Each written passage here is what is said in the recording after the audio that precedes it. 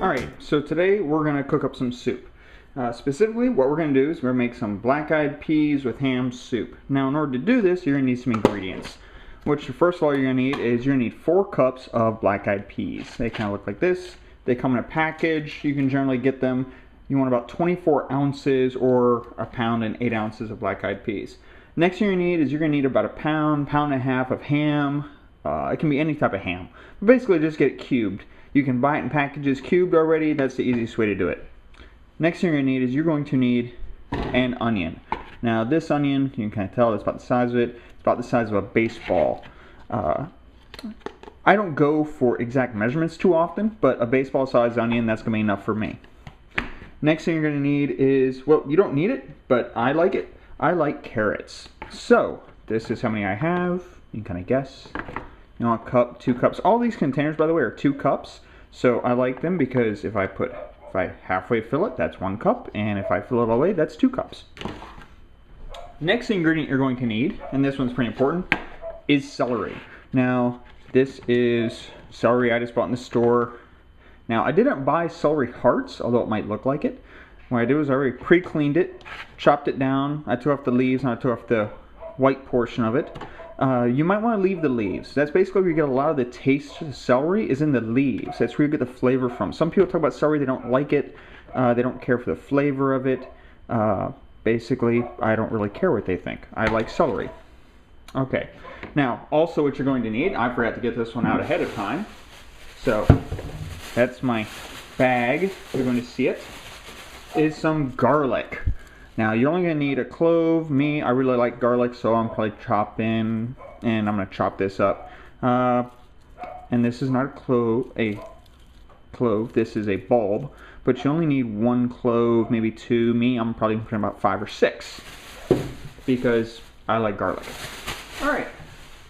Now, those are the main ingredients you're going to have, at least the ones you're going to have to chop up, things like that. Next thing you're going to need is you're going to need your spices. Now, me, I like my spices. I have this dandy little container. I like to put them in ahead of time so you can see. What I have is some cayenne pepper, and I've got about 3/4 of a teaspoon inside of there, I think. I've got that much, okay, so you can see I have that much. It's not that much, it's about an index finger worth, so it's probably more than most people use. And I have some thyme. I like thyme, so I've got about half a teaspoon, 2 teaspoons, somewhere in there. Next thing you're going to need your standard salt, pepper, and the last thing you're going to need some butter. Now, me, I don't eat a lot of butter, but what I do love is bacon, and some people say use bacon for this. In fact, you can find this recipe on the back of some of the bags. It's generally the same recipe no matter where you go. Me, I like to cook duck every year for Christmas, and so one of the things I get afterwards, after I roast it, is I get the duck fat, and I save it. Now, the brown stuff at the bottom, don't worry about that. It's not rot or anything like that. That's just some of the coloration that went down to the base of it. But this is all just duck fat, and it was cooked off. I skimmed it off and stored it, and it's basically just fat. So this is really bad for you, but I'm going to probably drop about 2 tablespoons, maybe 3, 4, maybe, inside of it. Now, personally, when I chop up ingredients, there's kind of a method to my madness. Basically, I start with the seasoning. I start with the ingredient that has the least flavor first. And I do this for a reason. So what we're going to do is, first thing we're going to chop up is going to be our celery. Now, I am obviously not a master chef or anything crazy like that. So I just kind of take my celery and kind of get it set up and made a little pyramid out of it. It's kind of hard to tell, but that's what it was. I put 3 on the bottom, then 2, then 1. Okay. And the reason I did that is I'm lazy. I would rather be eating than cooking. And that's why it's kind of amazing my belly isn't sticking out over the board. But you're just going to take it and chop it up. You can tell, if you can't tell, I'll tell you, these are about a little bit over a 1/2 inch to 3/4 inch. And the reason why I'm chopping them so thick is we're going to be cooking this. And celery tends to fall apart when it's cooked. So, you want a little bit bigger cuts so it'll do well. Now, this 6 stalks of celery here. Looks like, how much am I going to get out of there? I want to keep all my fingers. If you don't keep all your fingers, don't cry to me. I didn't tell you to do this. So I take them. One that's going in the sink. Don't need that one anymore. It fell on the counter. Now, here's the other thing. I haven't mentioned it. Using a cutting board here. If you have only one cutting board at your house, okay, preferably you're not using a plastic cutting board. I use this for vegetables only. If I'm cutting anything like meat, I have a glass cutting board I use for that. I'm not cutting any meat today, so you're not going to see the glass cutting board. But there's our celery. Okay, so 6 stalks chopped up gives you, might be hard for you to tell, but it basically gives you about 1.5 cups of celery. So, next one I'm going to get, going up in intensity of flavor, is my carrots. Now carrots are a root vegetable. They're a little bit tougher, a little bit harder. Don't have to chop them up as large. Now also because it's a harder vegetable, if I tried to chop them all at once, I'd have carrots shooting all over the room. And while my dog would probably like that, my wife probably would not. So, chop it up more carefully. Now the other thing I did is I scrubbed all these carrots before we started, so they don't normally look like this. That's a pretty good carrot.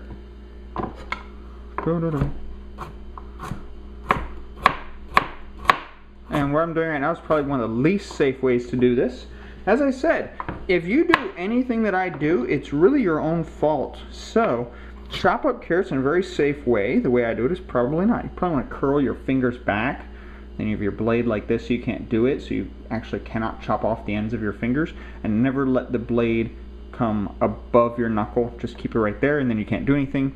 You can't lose it. You can't lose any fingertips. And keep your thumb out of the way because, you know, if you're like this and you're going to be upset. So, don't chop things like I chop things.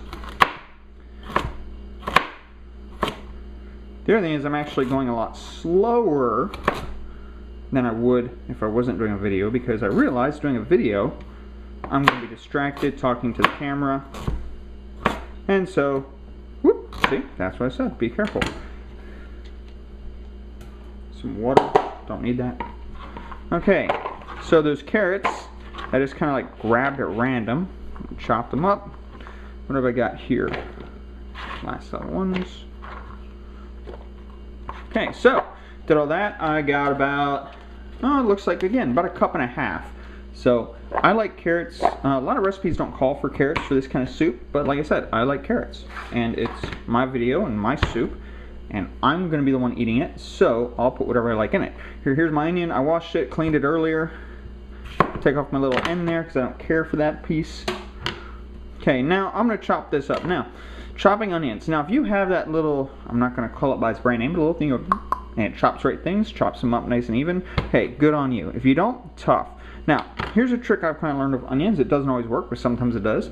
If you're one of those people who are very sensitive to onions and they make you cry, what I've found is, this doesn't always work, but sometimes it does, chop off your root end. Wait, before you do that, start your cold water, have it running.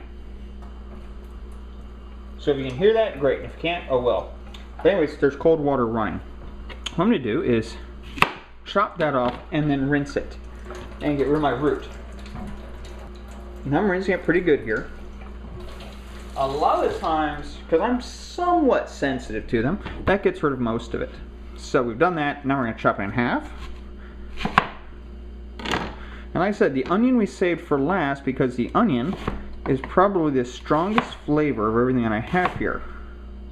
I'm chopping these up to about 1/2 inch size. And the other thing is, I like onion a lot more than most people do, so I'm probably going to put a lot more onion in this than most people would. And that's okay, because like I said, I'm the one eating it. If you're eating it, make it however you like. Put in less onion, put in more. If you put in more, let me know. If you put in less, well, okay, sure, let me know that too. Oh, okay. Like I said, I'd like to keep all my fingers, although if I do cut myself, I will still upload this video. So that might be a good reason to watch to the end, because who knows, I could burn myself, I could burn down my house, in which case I'll try to remember to grab the camera. The dog's already outside, so I just gotta run out there and get him. So anyways, got my chopped up onion. Alright. Now the other thing is, don't take a lot of time on your onion. The longer you get it cut and exposed, and as you can tell, if you can't tell, my voice just kind of shook there for a second. Once you break that onion apart, the compounds have really gone up into the air now. So, seal it up, and that'll basically seal them off in there. So, we've chopped everything up. That's the first stage of our video. What I'm doing now is sealing them all up. No need to leave them all open. There. So,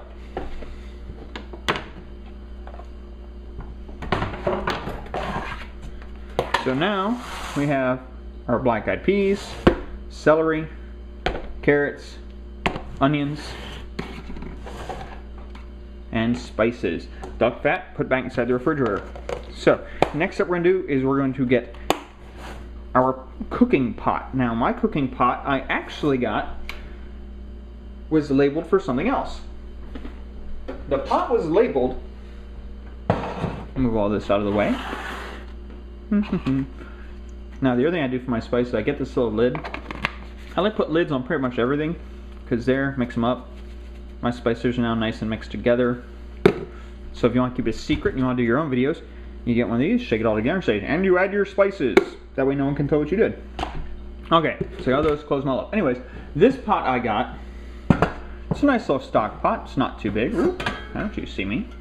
I have 10 cups of water inside of my pot. I'm going to toss on the stove, heat it up, then I'm going to add my black-eyed peas. Alright, see you in a